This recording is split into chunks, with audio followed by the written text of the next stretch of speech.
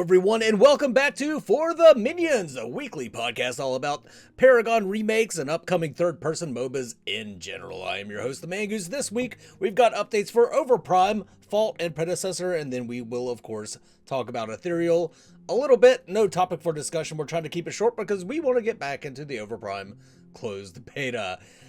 Joining me, as always, is my friend and co-host, JelllyKnees. How you doing, Jelly? I am fantastic, Mangoose. I've been enjoying Overprime the last several days.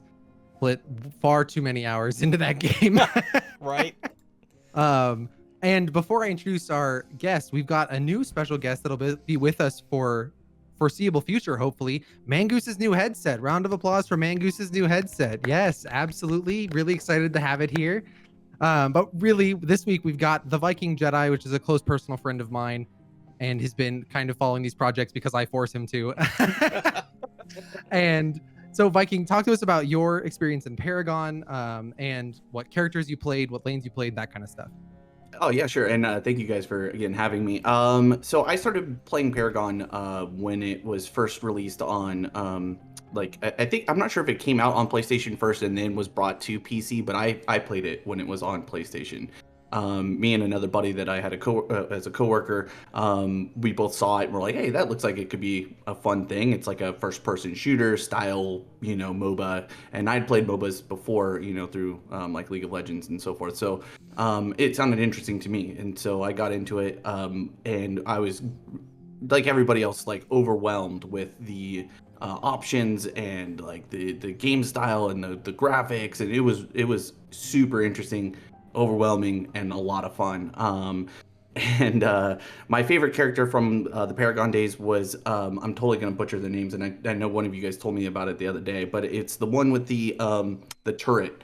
And Iggy and Scorch. Iggy, yeah. I loved Iggy and Scorch. I liked all of the characters for what they were, but Iggy and Scorch, it just felt silly. And a lot of times in MOBA situations, like everything is super like competitive and serious, and but Iggy and Scorch just were not that, and it was like almost opposite of what you would expect from playing a video game of this style. So I was a big fan of playing that one. I don't know how, but I've never considered Iggy and Scorch as not serious in Paragon, but they absolutely were. Like they're goofy as fuck. Yeah, they were totally like the meme, not meme pick, but like the meme character of the roster, through and through. Like just insane and breathing fire, and he's got a and metal they were pretty arm. early. They were second or third character added after the game launch. Added pretty early in. Yeah, they were. Yeah, I think I don't know for sure with the exact dates when I started playing, but I knew I was among the first players of Paragon. I hated the system, the card system. I was not, dude. Oh, really? I hated it. Well, so part of it is that I quickly realized as I started to try and get sweatier with it, that if you didn't have the right combination of cards for your favorite characters to play, in the meta, as the meta started to develop and all that stuff, you were at a fairly significant disadvantage to the people that had those cards. And so you started to feel like, well, why am I playing this character then if I don't have the right stuff? Okay, so what cards do I have that matches a quote unquote meta build? I don't really like that character, or it doesn't, or my buddy likes to play that character, or when I go into, quick plays to try and figure out that character, it's already somebody else's character. And so it started to create this like me against the game that I wanted to play, but I couldn't play it at the level that I wanted to play. Now, if I was just jumping in for fun and doing that, then it doesn't really matter. But when you start, wanting to get sweaty and want to feel like you're competing, that was to me a big, hold back as to having access to it, if that makes sense. I don't know if I explained that. Oh, absolutely. I love the idea of the card system, and I really like how the actual card system worked. The way you got cards, didn't so much care for it. I would have rather that heroes be locked behind something and all items be available to everyone than all the heroes available to everyone, but the items are locked. And people will often say, and it pisses me off, I hate when people say this, is like, items don't matter, it's skill. It's like, okay, well, if you got two people on the same character and you're both equally skilled, who's going to win? The one with the better items. So it's the percentages, right? Of great, if you're both at 70% because of your character and skill level, the last 30, it comes from the item difference, right? And so a huge that while it may be smaller, it still is an important factor of any MOBA. Mhm. And I completely agree with you, Mangoose. I think the idea of like build your own item set before you go into a game, really, really cool. And I don't think has been done well by any Mm. stretch. And I think Paragon got the closest, but because you had to loot box those cards, it just threw the whole system down the drain. Yeah. Because there was, if you like you said, Viking, if you didn't have the card, you were just at an inherent disadvantage against somebody who did, and Yep. that just felt terrible. I mean, I think if I remember correctly, and you guys can correct me if I'm wrong, you could save up the in-game currency to eventually buy them, but it was a very grindy, slow process to be able to get there. And I think some of the cards were inherently locked behind those chests, like the really, OP ones at the time. Well, they had a And crafting system, but Yeah, yeah, and then it wasn't quite purchased, but it was you had to dismantle and craft cards. I also remember, and it didn't affect me a lot, but I remember on the forums that I was part of that they ended up like nerfing something, and through that nerf, it was like, but I just spent 100+ hours grinding for that build, and now you just nerfed it. So what was all that time for? And I know that was a big poo-poo feeling for people. Mm-hmm. Absolutely. well, let's move away from this card discussion, get into the updates. Overprime. That's probably the biggest news right now. The closed beta is out. All three of us have been playing. JelllyKnees, thoughts on Overprime so far? I mean, I've got 36 hours, I think, into the most recent test so far. So I've put time, man. I think initially there was very few differences between the last test and the new test.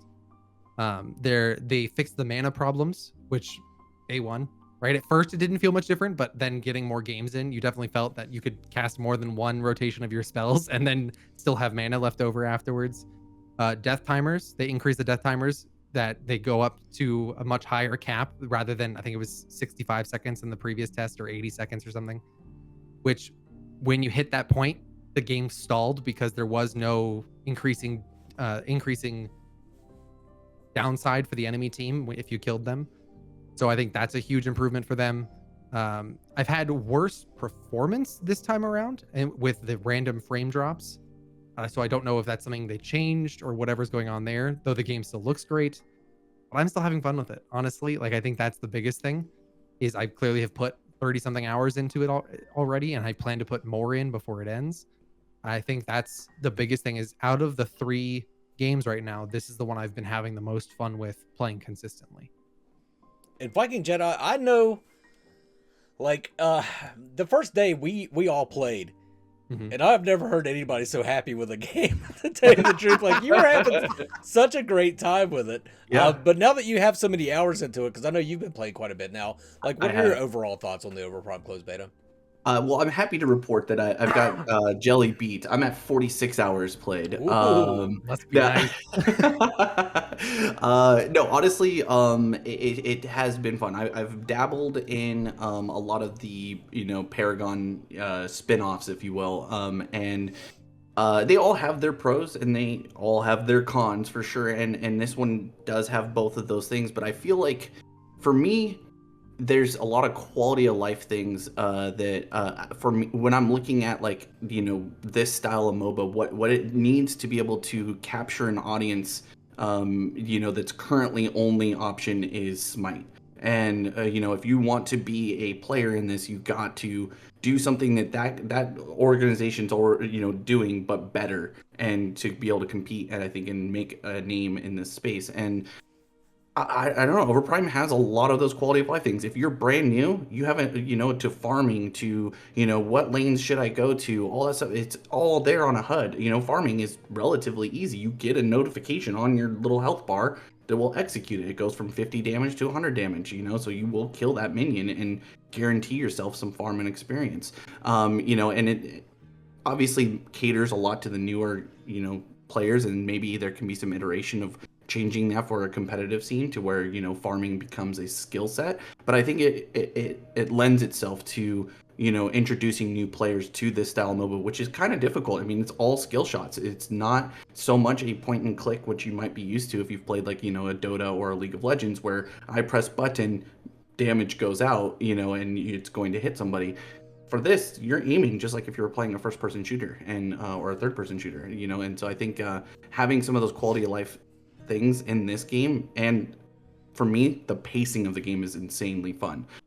Things feel very active. The 2 portals on the side to where they can be, oh, they're in right lane. Okay, so I don't have to worry about them. Well, no, they can be coming through that portal 4 people strong, and they do. And all of a sudden, your happy little self that was just farming, you know, and trying to get stacks or whatever is now, you know, very much ganked and dead. And or you get a really cool, you know, 1v4 situation where you outplay them and get to yell in comms and talk about how great you are. So those things have been the most fun for me, as far as at least the fun and the pros aspect. I really enjoyed the quality of life. The skins look amazing. The game overall feels great. I've been running it, although I do have a brand new rig, I've been running it on full high. I'm running at like 200 frames. I don't really have any issues for the most part. It's really, really good. But if we want to go into cons, I can do those too. But the pros, I'm having a lot of fun. And I think that's the biggest thing, despite the cons, is that I am more times than not having fun playing the game. Oh, yeah, go ahead. What are the cons?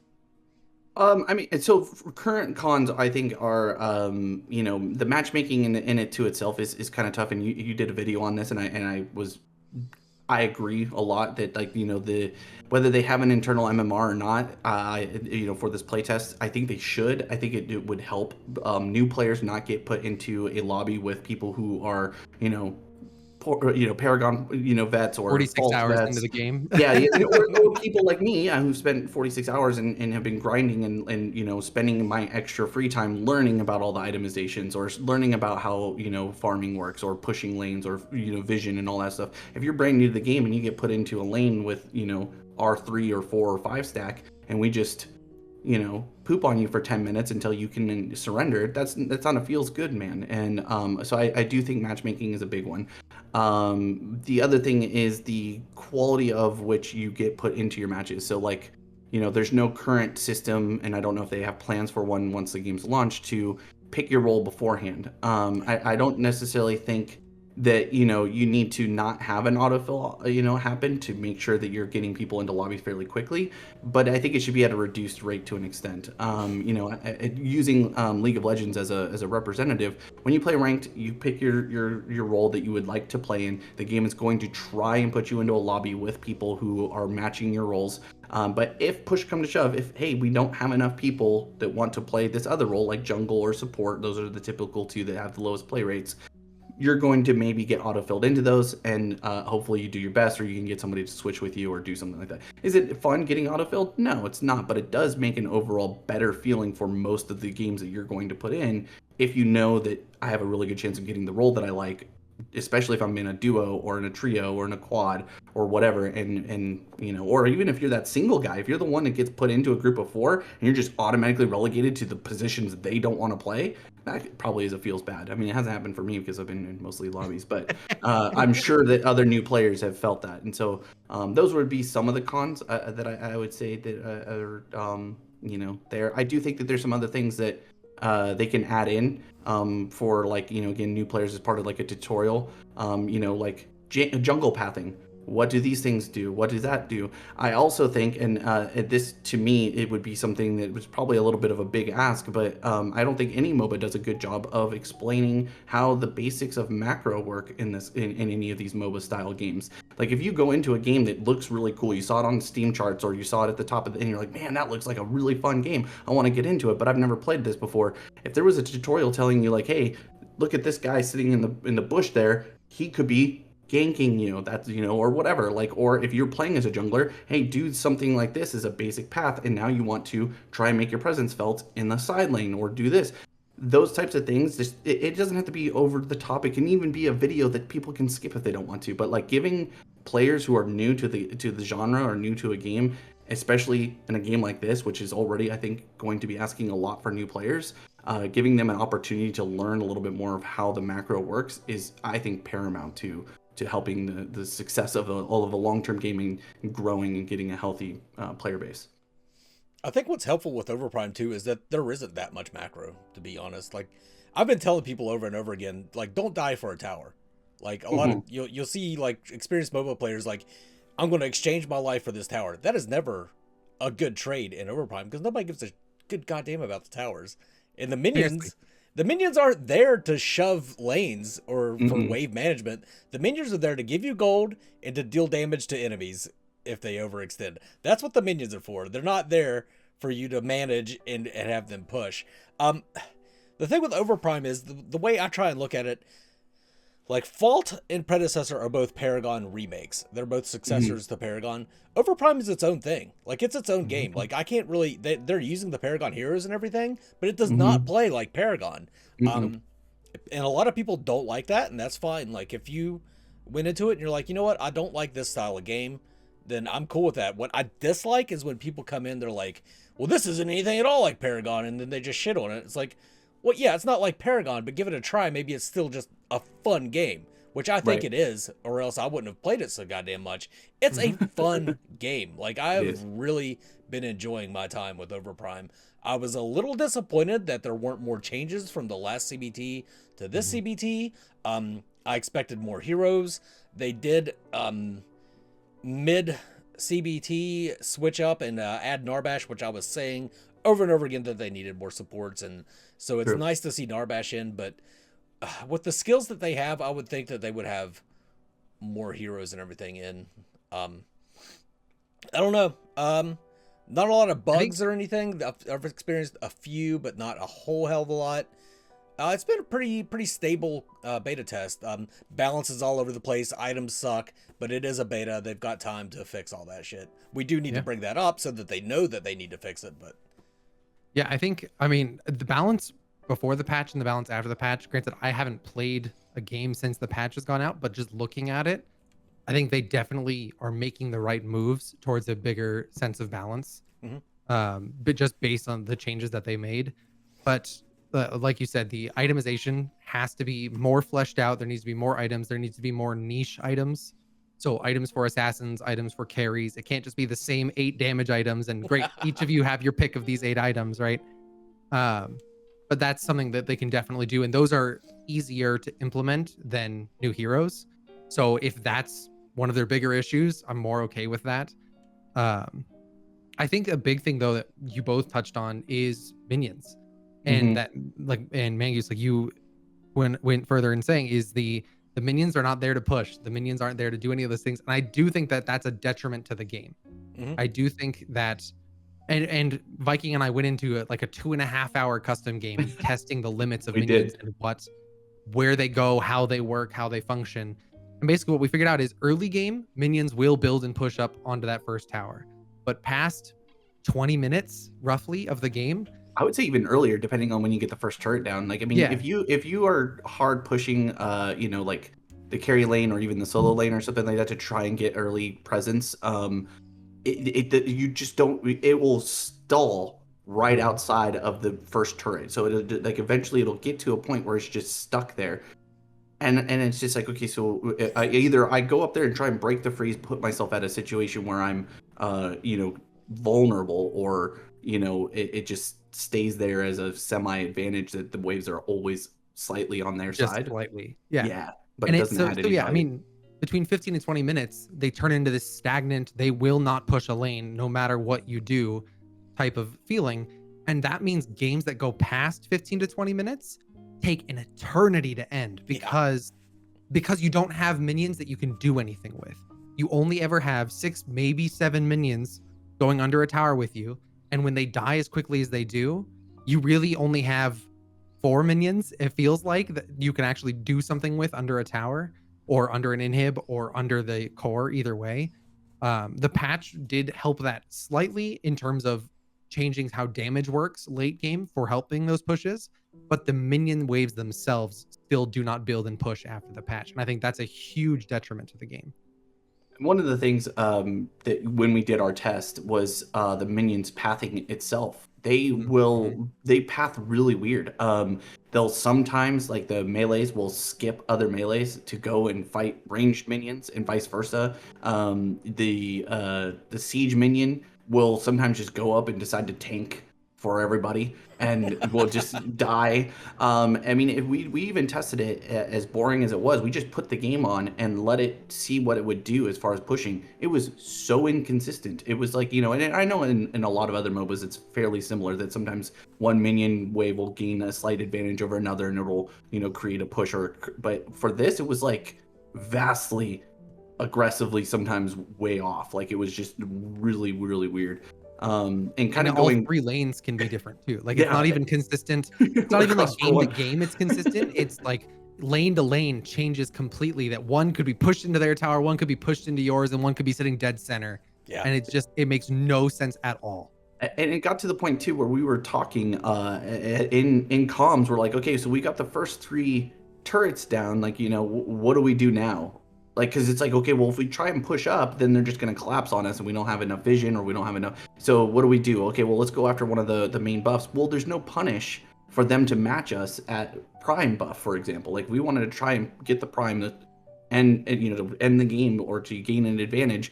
There's no punishment from the minions being pushed up for them to come and answer us and take a team fight that they might win or lose. And even if they lose, the prime buff doesn't always necessarily end the game for you. It just means that you're going to get a chance to push with it if you have enough members. So it does that from that point. It does start to stagnate around that like 20-minute mark where you're just like, okay, how do we end this game? We had this huge early game advantage. We gained all the gold. We got the experience. We've been pushing them around.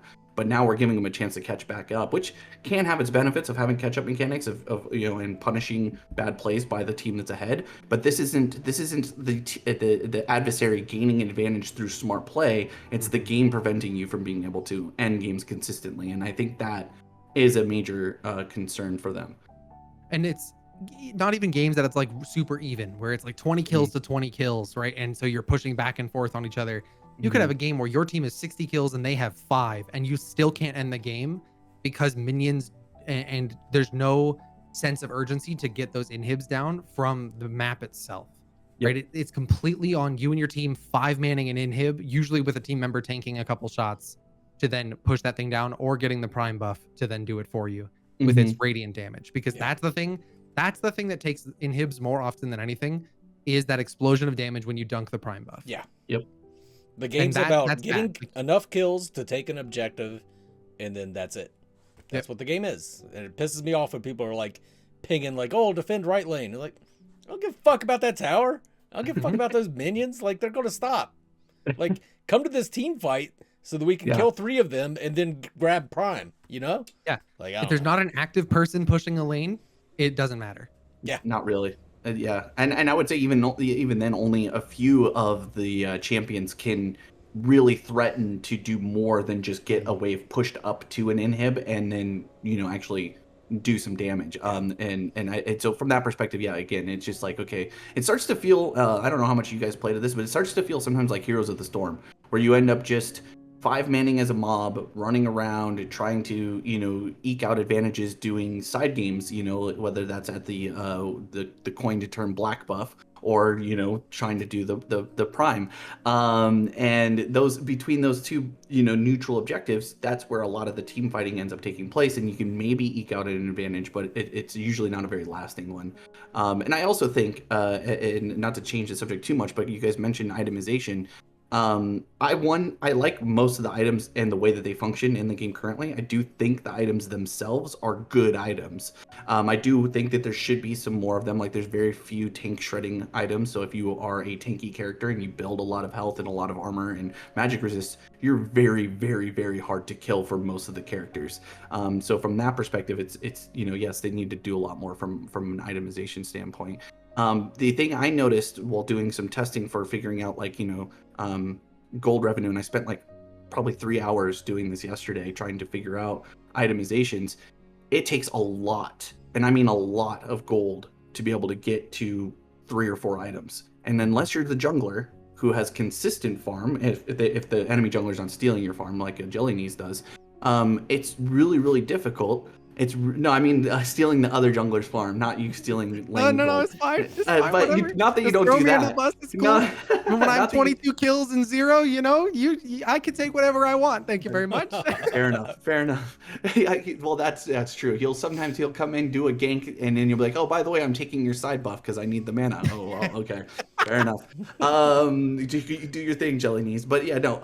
But with that said, like, it does take a lot of gold to be able to get to what I would consider relatively powerful with the items that they have. I think there's a couple things. Either they need to increase the gold that you generate from the minions, or you need to lower some of the prices of the items themselves, to make it to where, because I think if items became a bigger issue for more of the characters, because minions aren't a good consistent source. Again, we talked about the wave management, if you somehow got a wave pushed up and it's just frozen now just outside of their inhibitor between the first turret and inhib, it's really difficult for an AD carry, for example, to walk up there to try and get additional farms. So what ends up happening, the AD carry needs to go somewhere where they have a wave pushed up into you.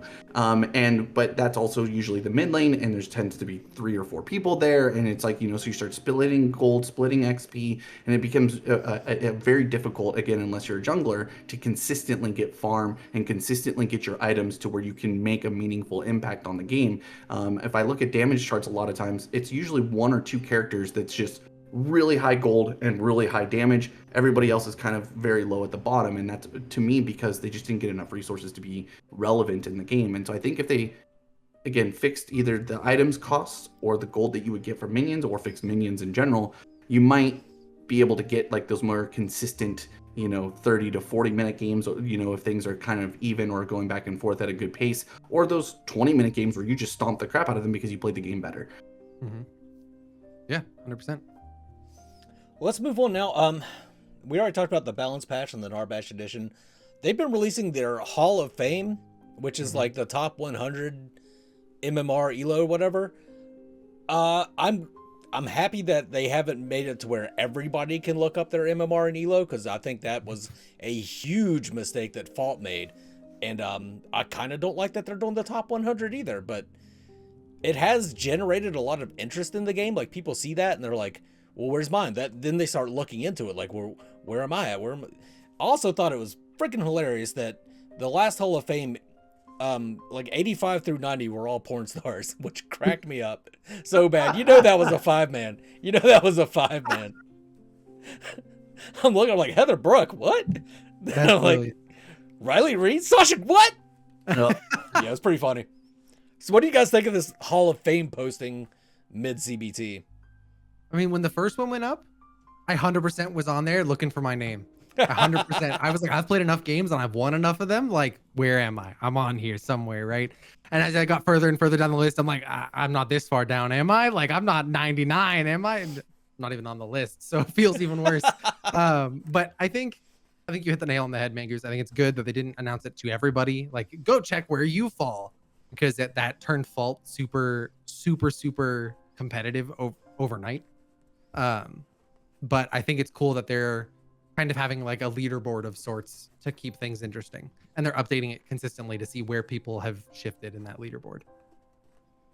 I didn't even know there was a leaderboard, to be honest. So now I want to know where I'm at, if I'm at on the leaderboard. Wait, would I have gotten a notification if I was? No. You would have gotten a notification, and no, you're not on it. I'm going to tell you that right now.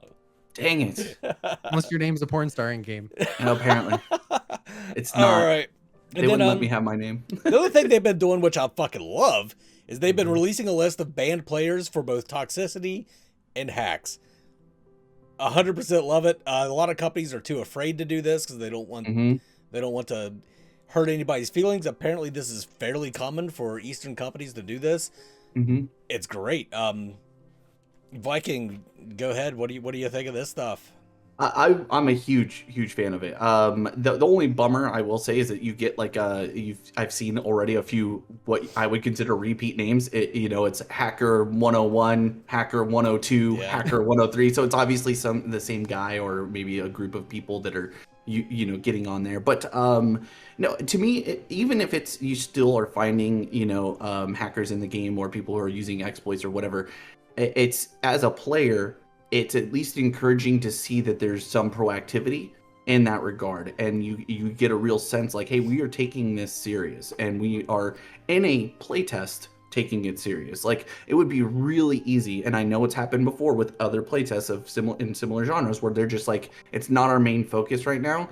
Please let us know that it's happening so we can try and address it later. But more than anything, they were just happy to have players. They didn't care. And in this case, it seems like, well, we want players who are playing our game and using it for an opportunity to grow and learn and do all those things, and that's super encouraging. I think it's great, and I know it's a lot of Eastern game companies do this, but this point is being projected to a Western audience, and I think at least for me, it's super encouraging to see those kinds of things. I love it. I want more. I want to know more about it. I want actually ways, if anything, hey, if you see this kinds of stuff, they might be using these types of hacks.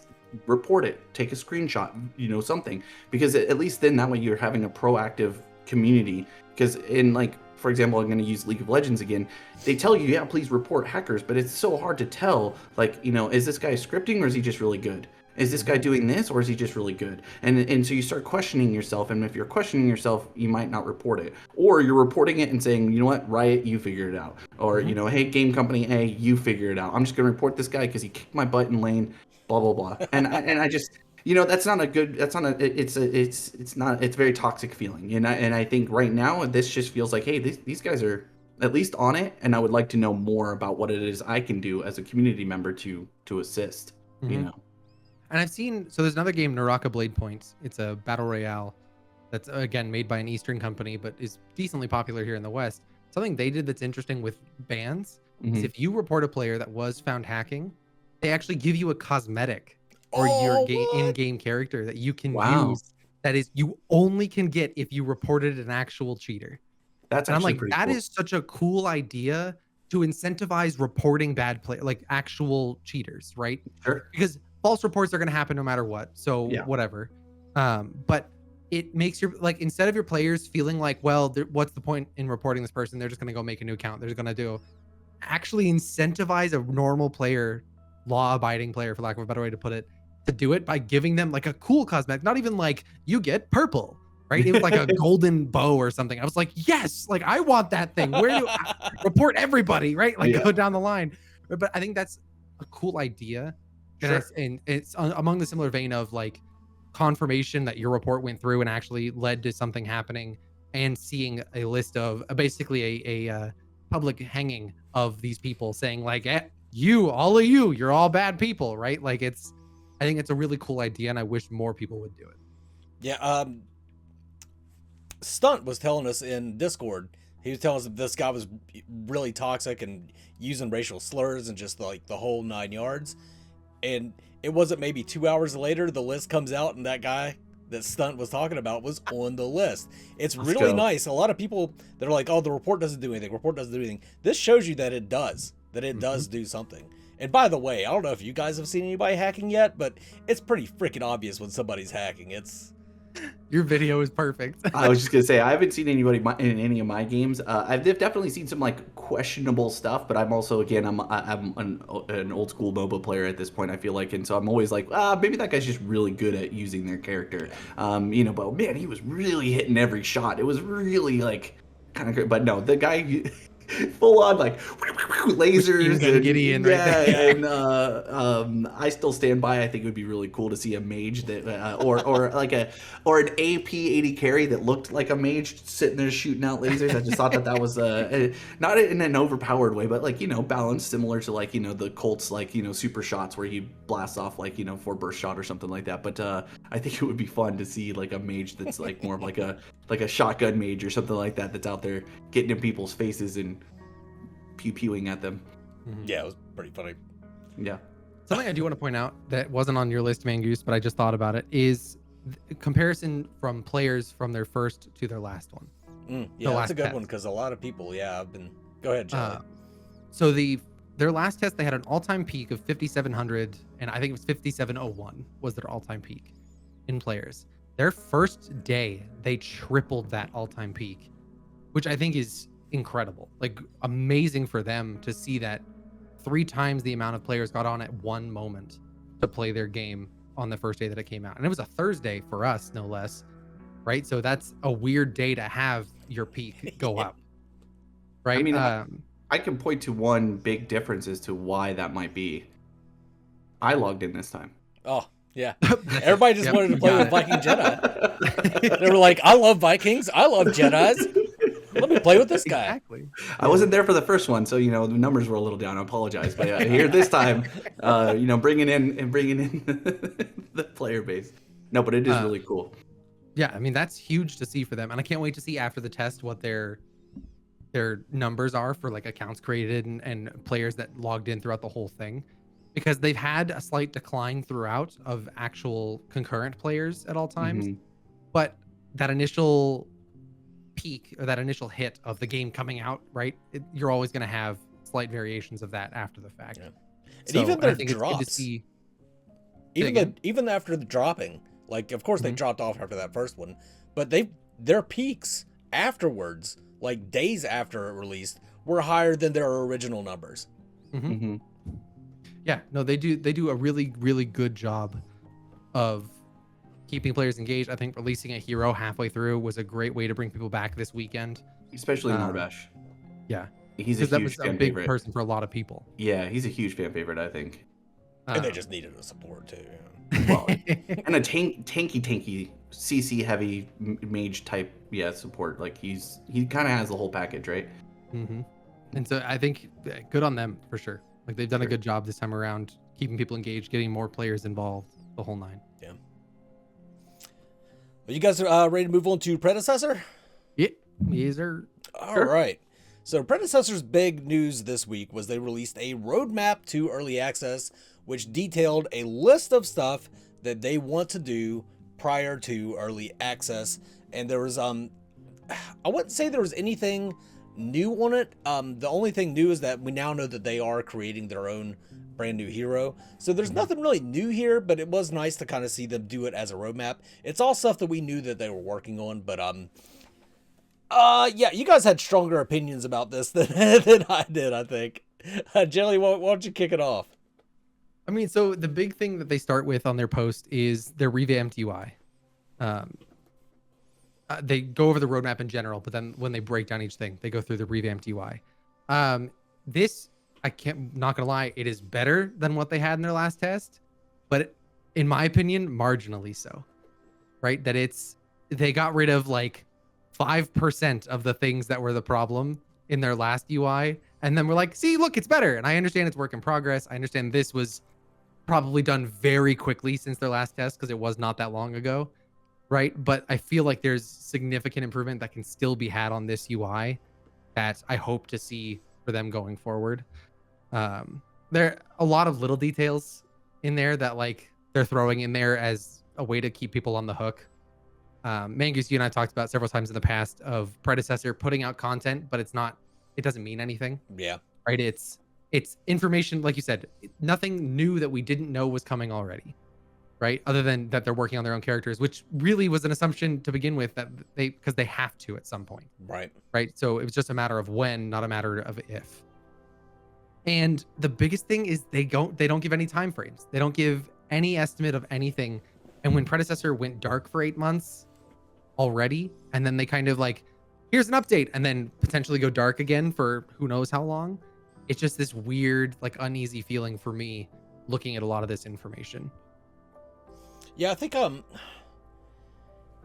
it is like I don't want them to put out exact dates, but I would like to know a ballpark at least, because they are an established company with a lot of fucking money now. Like, I'm willing to cut some slack to somebody that's like what Predecessor started as, which was just straight up really small independent developer. Like, I don't expect shit out of that. I would expect some kind of timeline out of this. Like, is this by the end of the year? Like, just at least something like that.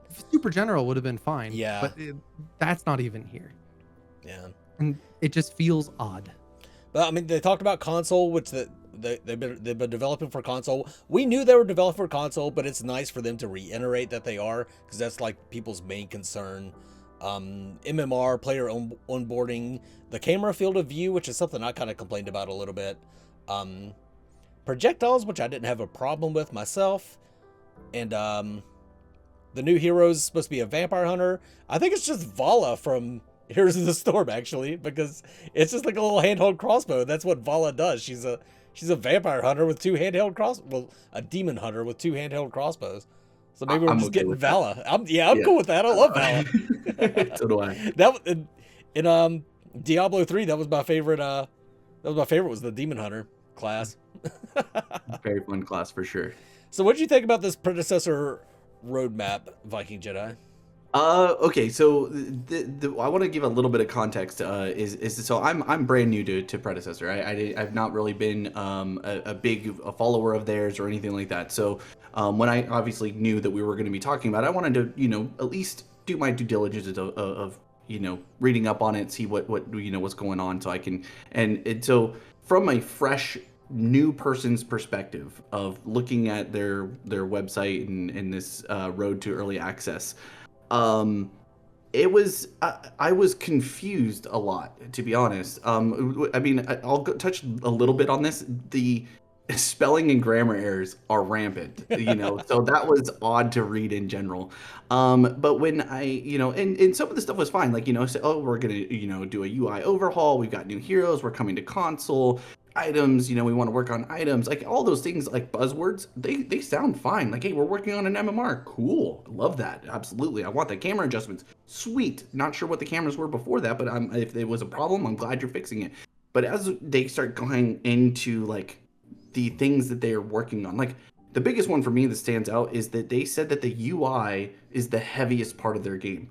And I'm not a programmer. And so maybe I'm wrong, and somebody in the comments can tell me that I'm dumb and I don't know what I'm talking about, but it just seems odd in a third-person video game that the heaviest part of your game is the part that, for the most part, stays stagnant. It shouldn't really be that complicated. So it just seemed weird to hear that, and maybe I misunderstood, and again, someone in the comments can tell me I'm dumb and that I don't know what I'm talking about, and I'll Oh, they will. You're talking bad about Predecessor. They'll tell you. I haven't. So again, I haven't played the game. I'm just fresh looking at it. It just seemed a little odd from that perspective. The one thing I will touch on is projectiles.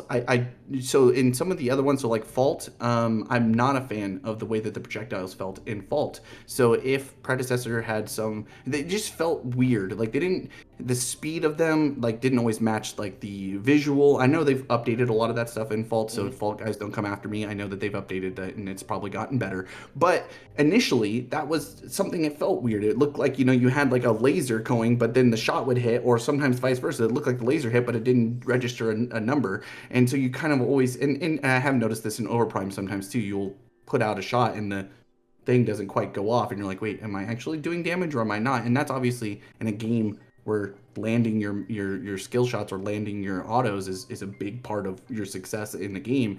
Having the projectiles not match your expectations for, a good one is Gideon. Sometimes when you do his arm throw for, it just looks like you got this, I'm gonna do it, and then it goes like it's just like this.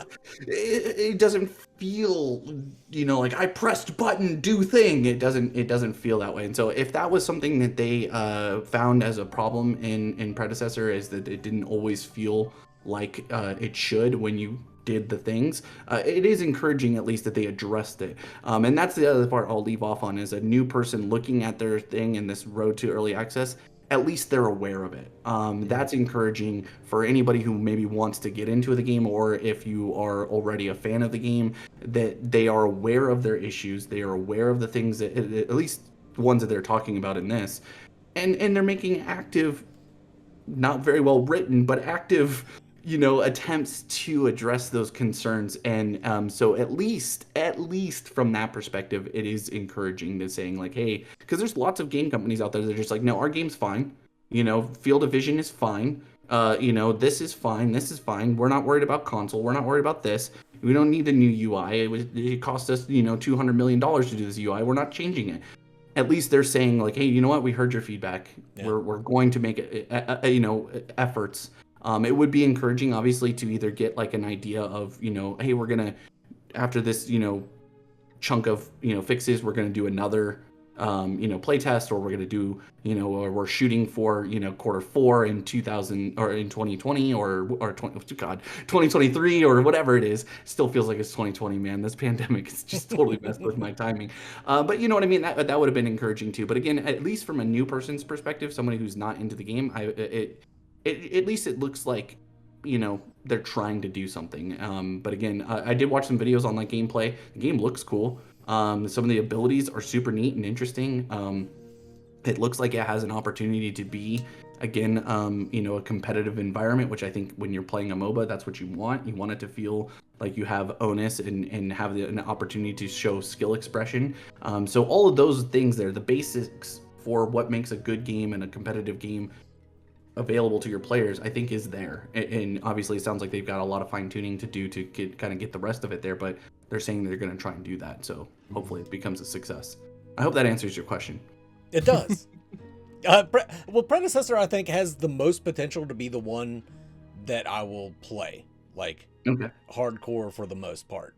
Like, I've always been a huge fan of Omega Studios and Predecessor itself, but as time has gone on, I have lost a little bit of faith in both the company and the game, but it is nice to see this roadmap, at least to know that they're working on some of the stuff that a lot of us had complaints about.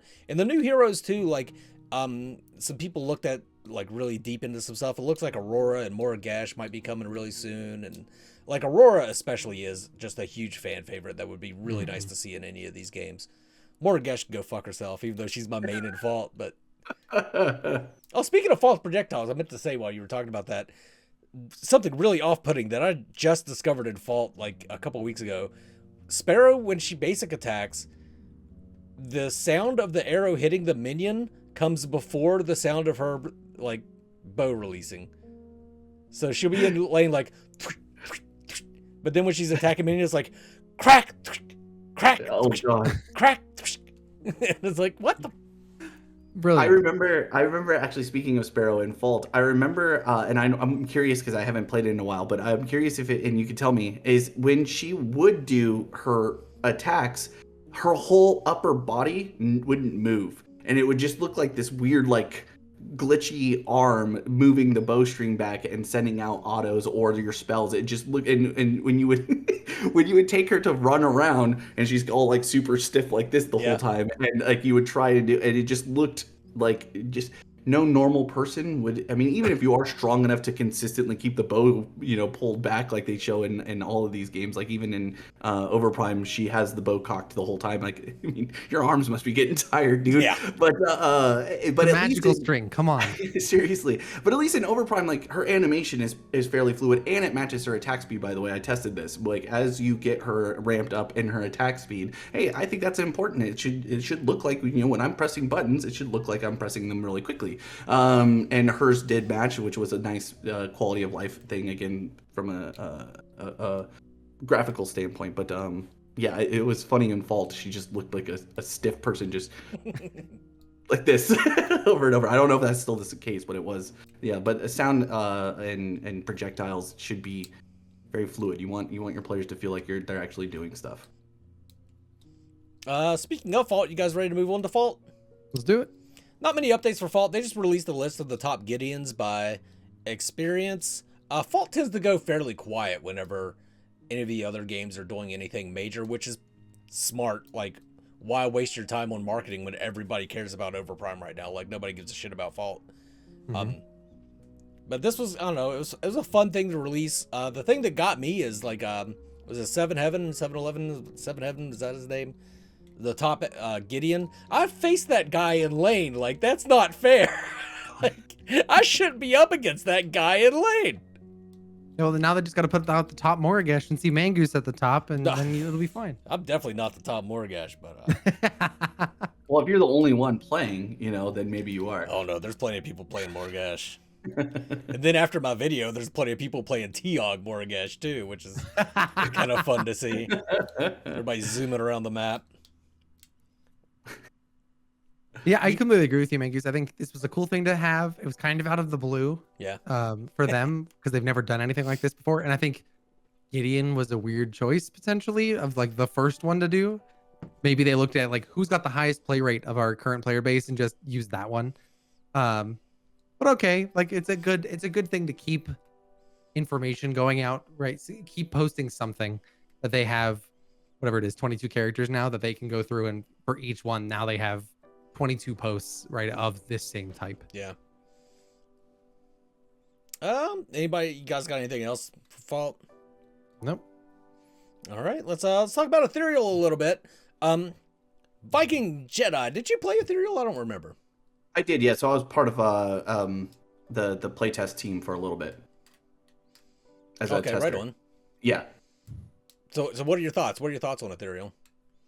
Oh boy. Don't be afraid to offend JelllyKnees. Just go for it. No, he's not. I'm not. Me and Jelly have actually talked in length about this, and so despite efforts, I think that so when I won't talk about my time actually in the testing environment because I don't think that would be professional. But what I will say about the actual gameplay is that there are moments in the game that feel super cool. Like, you know, there's something just from like a cinematic standpoint, some of the way that the characters move and stuff like that, like, you know, flying in, and, you know, some of those things are just I hadn't really seen anything like that in a quote unquote Paragon spinoff. The only thing you have kind of as a reference point for that would be in Smite, you know, whether that's like, you know, I don't know how much Smite you guys play, but when you see Thor go up in the air and then he comes crashing down, that's a pretty cool thing to see. Like, oh man, that was pretty, you know. And so seeing you know, in this environment, seeing some of those, you know, dramatic moments happening and being useful in game, like it wasn't just like, hey, this is a cool ability that does nothing for you in game, but it looks really cool, take a screenshot or whatever, you know, it does actually have value. And I like that. I am not a fan of the map. I don't like the idea of the 3 lanes being completely split off from each other and you have to like either jump down or take portals or something like that. That just, it made it, when I was playing, it made it feel like I'm a lot of times on my own island. I didn't feel like I was connected. I didn't know what my jungler was doing. I didn't know what my offlaners were doing. And it, even with communication, we're all in comms, it still didn't feel like it was as fluid as I would expect in a MOBA, where you need to be successful at a MOBA. You need to have communication. Like, hey, I'm in this area and I'm coming in to do this thing. It a lot of times was like, hey, Viking, I'm coming into your lane, you know, do some CC or something to, you know, I'm like, oh, okay. I also don't like that, that the pace at which things would get changed were very times felt disconnected from what the game itself needed. You know, there were certain times in the test where, you know, there's a known overpowered like items or a combination of items, and people would just abuse them in lane, and just, well, that feels bad to go up against unless I'm also trying that. So the idea of like branching out from what the playtest has determined is the OP build, it's not a feels good moment. Stuff like that. So it was, graphically it was fine. It looked good. I think a lot of these ones that are using the old Paragon assets are already working with what I would have considered pretty good graphics anyway. Like, you know, a lot of the unique assets that come with Paragon was why Paragon was, I think, fairly successful in the first place. People liked the aesthetic of it. It wasn't cartoony like a lot of the other ones are. It felt, you know, real. It felt visceral. You could feel like your connection to the characters. And I still think that's present in Ethereal. I just felt like a lot of times that the direction at which the main people on the ground and the people that were, you know, making changes and the communication process would have a lot of breakdown, and it felt, you could feel it in game, and that's why I bring it up, because you could feel the disconnect with things in game, and that's just, again, my personal take. I mean, obviously other people will have their own opinions on it, but there was also the and I'm sorry if I'm talking too long, but there was also, like, you know, the minion aggro was another issue. In that one, you could set up a huge massive push and it do nothing. It could feel just like somebody will come into the lane, clear all the minions super easy, and it's like, okay, well, I just spent like 5 minutes getting a cool push, and oh, here comes JelllyKnees, just gonna, in 2 button presses, just wipe out all my hard work of pushing up this lane. Okay, cool. Thanks. Yeah, so Food for I mean, Talos. exactly. So those are again in my limited time that I got to, and I was happy to be part of it. By the way, it was a lot of cool experiences. The people there, most of the, like 99% of them are very nice. They're very passionate people. They're all trying in their own way, I mean, from my perspective, to make a good game. It just seems like sometimes it's, directionless. There's no sergeant giving orders. It's like multiple sergeants giving 3 privates orders, and I felt like sometimes that would create issues, especially for the privates who are like, wait, which sergeant do I listen to, or which sergeant's actually making decisions here? So it would muddy the waters in game. You could feel the disconnect from what felt good. Does that make sense? I hope I explained that well. Makes sense to me, yeah. But Yeah. we're both military, so. True. Big true. Yeah, I actually kind of like the feeling of each lane being its own individual little world that I'm in, but I mean, nobody's ever going to create a game that 100% caters to what you want, but Of course. So I kind of like that about Ethereal, but yeah. Jill, you have anything to say about Ethereal before we start wrapping it up? Not directly. Okay, right on. Well, let's move on to plugs. Let's start with VikingJedi. You got anything to plug? YouTube, Twitch, whatever. No, not really. I mean, I do have a YouTube and I do have a Twitch, but I very rarely go live. And I haven't uploaded a YouTube video in I think a year. So, but if I do get to be, a counterpart to more content like this, and doing more things involving whether that's MOBA styles or other stuff, it's more fun when you have friends, you know what I mean, and other people who are in like-minded interests to do this kind of stuff. So I would be totally down to start creating more content, but more than anything, I'm just happy to be part of the group and have my opinions heard and feel like it matters. Here's my idea, and I read this past you a little bit, but I've compounded it. I've expounded on it. So Okay. Viking and I are both kind of at home a lot because we're both disabled veterans, but Wait, so what you're saying is both of you are at home waiting for me to get home every day so we can play games together? yeah, pretty much. Yeah, I know that's what's happening. So. I didn't say that. No. So my idea is we go to like both Steam and Epic Games, and they have like a bunch of free games that are co-op. I said we play these free games that are co-op, and then let people know, give a review of these free games. So because anybody can play a free game, right? You don't have to pay for it. I think that would be a fun thing to do. Like, we could stream us playing it on your channel, and then we could record a little podcast and post the video on my channel. It'd be I think it'd be a good time. I'm totally down. I'm always down to play more games, even if they're free games that are garbage. As long as they're not like Boyfriend Simulator 3000 or something like that. I think there's my first choice. Yeah, I was gonna say what? No. That's the content I want to see. Yeah, No, exactly. it would just Two vets playing Boyfriend Simulator 3000. That now sounds that- like the greatest time of my life. Actually, you know what? That probably would be really good content. So I take that back. You know what? That's the first one we'll play. Okay, right on. Let's get right We don't into even that. know if this game exists. No, we don't. Although I did, not to go too far off, I did watch Asmongold and play E-Girl Simulator or whatever it's called. It was so hilarious. It was not what I expected Asmongold of all people to play, but here we are. It's 2022. Things happen. JelllyKnees, what do you got to plug? Just you and I, Mangoose, gonna be doing some casting for the tournament going on for Overprime starting tomorrow as of when this comes out. Yeah. It should be super fun. I'm super jazzed for it, man. Yeah, Like it's gonna be a good I've been time. like thinking all week. I've been like driving the car, being like, oh, when Uruk goes over it, like casting to myself about fake scenarios going on. So Ooh, it's gonna be so hard to use their Overprime names though. It's I gonna be got so you. hard. I got you. Don't worry. You got a Okay. I've been cheat sheet practicing for all him? week. Okay, good. As a viewer, I mean, obviously, so those of you guys who don't know, the three of us typically are grouping up with another friend of ours, Convey, to play the game.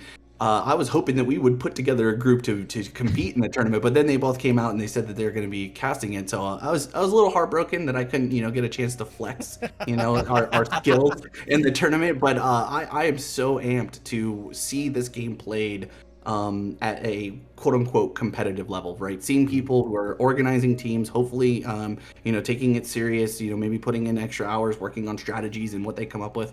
But I do have a question for you two. Who's going to be the color commentator and who's going to be the play-by-play?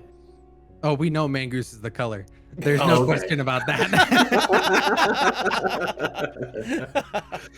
Fair enough. When Mangoose and I talked about it in my head, I was already like, and he's color and I'll do the rest. Like, it's fine, no big deal. I love it. And where will we be? Where are we going to be able to see that at? What channel am I tuning in to be able to make fun of you guys while also enjoying some competitive Overprime?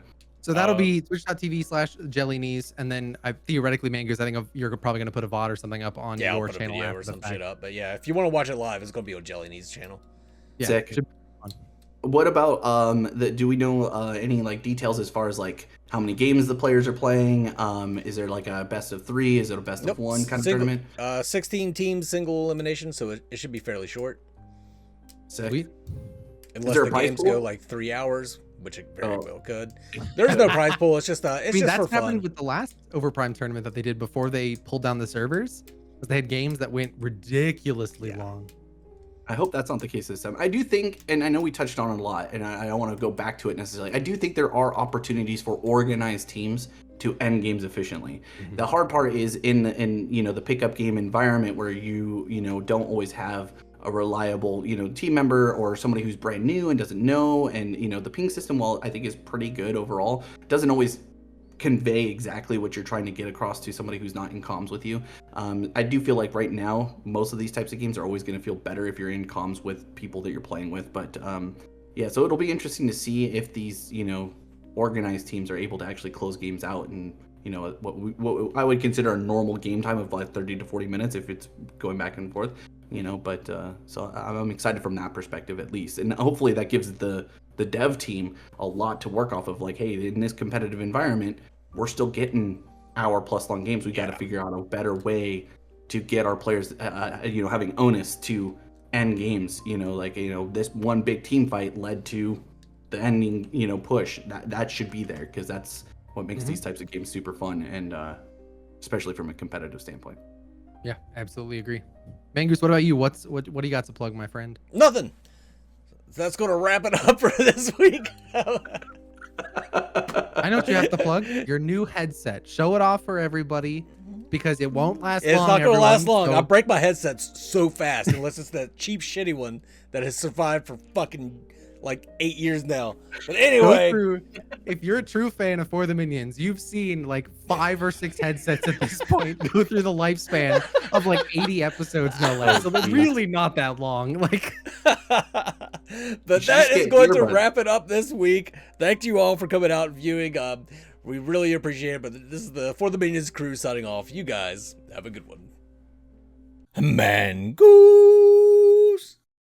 Special shout out to channel members I, Bloodhunter, JellykNees, Meow Mix for Men, Stunt, Raven, and Blastoise King.